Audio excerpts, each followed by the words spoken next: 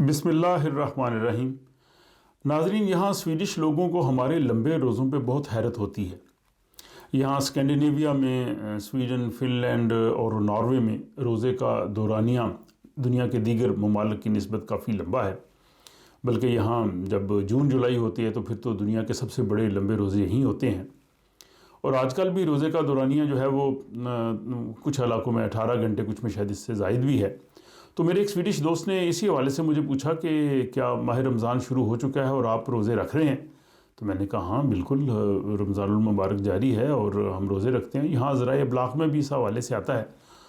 تو اس نے کہا کہ آپ پورا دن کچھ نہیں کھاتے پیتے؟ میں نے کہا بالکل، یہ ہم صبح صادق سے یعنی ڈان ٹو ڈسک اور سورج غروب ہونے کے بعد تک ہم اس کے بعد افطاری کرتے ہیں۔ تو یہ ہمارا اتنا روزے کا دورانیہ ہے۔ تو اس کو بہت حیرت ہوئی کہ آپ پورا دن کچھ کھاتے پیتے نہیں اور باقی آپ معمولات زندگی بھی اسی طرح سے ادا کرتے ہیں، تو یہ کیسے ممکن ہوتا ہے؟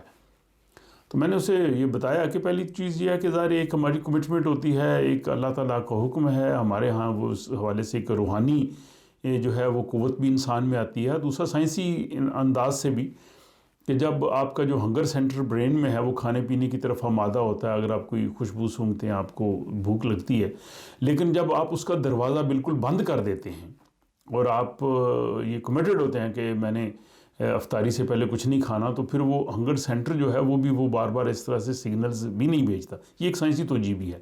بہرحال اس سے بڑی دلچسپ گفتگو ہوئی۔ اس نے یہ کہا کہ ابھی تو آپ ٹھیک ہے اسٹاک ہوم میں جو ہے وہ ابھی سیر اور رفتار کے وقت ہیں، لیکن جب جون جولائی میں روزے بہت لمبے ہوتے ہیں، خصوصاً نارتھ میں، سویڈن کے نارتھ میں، فن لینڈ اور ناروے میں، تو وہاں لوگ کیسے روزے رکھتے ہیں؟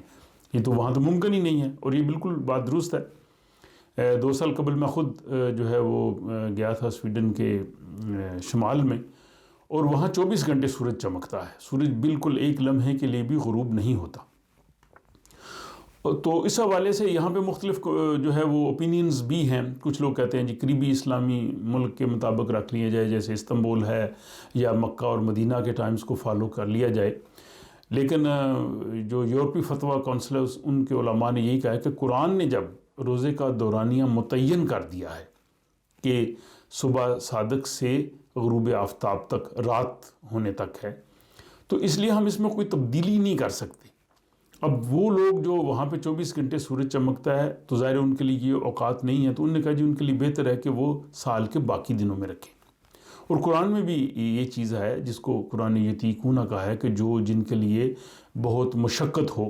تو یہ چیز میں نے جب اس اپنے سویڈش دوست کو بتائی تو اس سے جو ہے وہ کافی اس نے اس کو جو ہے وہ دلچسپی سے سنا، بلکہ وہ پوچھنے لگا کہ جو لوگ بیمار ہیں یا ان کے حوالے سے کیا ہے۔ تو میں نے کہا جی کہ جو بیمار ہوں یا سفر پہ ہوں یا خواتین جو بچوں کو دودھ پلاتی ہیں تو وہ تو سال کے باقی دنوں میں رکھ سکتے ہیں، لیکن جو مستقل بیمار ہیں جو دوبارہ رکھ ہی نہیں سکتے، تو ان کے لیے قرآن نے کہا کہ فدیہ دیں، آپ 2 وقت کے کھانے کے پیسے کسی مستحق کو دیں۔ پھر ہم عید سے پہلے جو فطرانہ بھی ادا کرتے ہیں، تو اس سے اس کو بہت جو ہے وہ ایک اچھا لگا کہ آپ دوسرے لوگوں کو بھی اس میں شامل کرتے ہیں، اور عبادات میں اگر جو لوگ بیچارے جن کو مالی مشکلات ہیں آپ لوگ ان کے لیے چیریٹی کرتے ہیں، یہ بہت اچھی چیز ہے۔ پھر اس نے یہ بھی کہا کہ سیر اور افطار میں آپ لوگ اکٹھے بیٹھ کے کھانا کھاتے ہیں، پوری فیملی ہوتی ہے، تو یہ میرے لیے بڑا جو ہے وہ ایک خوشگوار جو ہے وہ تصور ہے۔ آپ لوگوں کے ہاں فیملی سسٹم بہت ہے، آپ ایک دوسرے کا خیال بہت کرتے ہیں۔ تو لیکن اس نے کہا کہ یہ مجھے بہت مشکل لگتا ہے، اتنا لمبا روزہ آدمی کیسے رکھ سکتا ہے؟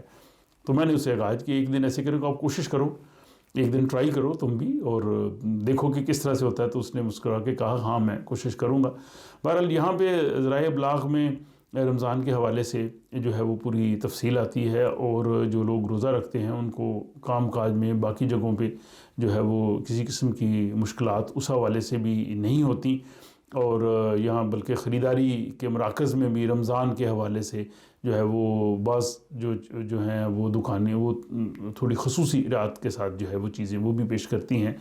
تو رمضان المبارک الحمدللہ یہاں اسکینڈینیویا میں اپنی تمام تر رحمتوں اور برکتوں کے ساتھ جاری ہے، اور جو مقامی لوگ ہیں وہ ہمارے ان رویے سے جو ہے وہ ضرور متاثر ہوتے ہیں۔ ہاں ایک چیز ضرور ہے کہ سحری کے وقت جو لوگ اٹھتے ہیں، خصوصاً جو لوگ ان آبادیوں میں رہتے ہیں جہاں قریب قریب گھر ہوتے ہیں، اپارٹمنٹس ہیں، تو ان میں ہمسائے بعض اوقات جو ہے وہ بہت ڈسٹرب ہوتے ہیں۔ اس سے مجھے ایک واقعہ یاد آ گیا، ایک دفعہ میں یہاں ایک جاب میں تھا، وہاں ایڈمنسٹریشن کے لوگ تھے، تو وہاں ایک سوال یہ آیا کہ سویڈش لوگ تھے سب، ان میں سوال یہ آیا کہ آپ نے مکان جو ہے وہ کرائے کے لیے دینا ہے، تو کیا آپ کسی مسلمان کو کرائے پہ دیں گے؟ سوال بڑا عجیب تھا اور میں بھی تھوڑا مسکرایا کہ اب یہ لوگ کیا جواب دیتے ہیں۔ تو ان میں سے ایک بندے نے کہا جی کہ میں کسی مسلمان کو کرائے پہ مکان نہیں دوں گا۔ تو انہوں نے اس سے وجہ پوچھی کہ وجہ اس کی کیا ہے؟ تو اس نے کہا جب وجہ یہ میری یہ نہیں کہ مجھے اسلام سے کوئی تعصب ہے یا مسلمانوں کے میں خلاف ہوں، ایسی کوئی چیز نہیں ہے، بات ہے کہ میں ان سے ڈسٹرب بہت ہوتا ہوں۔ ایک دفعہ میں نے دے دیا اپنا ایک پورشن، اب وہ رات کو اٹھ کے جناب کھانے بنا رہے ہیں، وہ ان کی آوازیں آ رہی ہیں، ان کے ہاں کچھ اور اس طرح کے معمولات ہیں، تو ان سے میں بہت ڈسٹرب ہوا۔ اور اس نے کہا کہ وہ بعد میں پتہ چلا کہ رمضان کا دور تھا، تو میں اس چیز کو میں نے یہ ضرور محسوس کیا کہ اگر سحری کے وقت اٹھنا ہے، ظاہر کچھ ہم نے کھانا وغیرہ ظاہر کچھ لوگ پکاتے بھی ہوں گے یا جو پہلے سے تیار ہے وہ کھاتے ہیں، لیکن کوشش یہی ہونی چاہیے ہماری کہ جو اپنے ہمسایوں کی منیمم ڈسٹربنس ہو۔ قرآن نے بھی تو یہ حکم دیا ہے، اور رسول پاک صلی اللہ علیہ وسلم کی سیرت بھی ہے کہ ہمسایوں کے آرام کا زیادہ سے زیادہ خیال رکھا جائے۔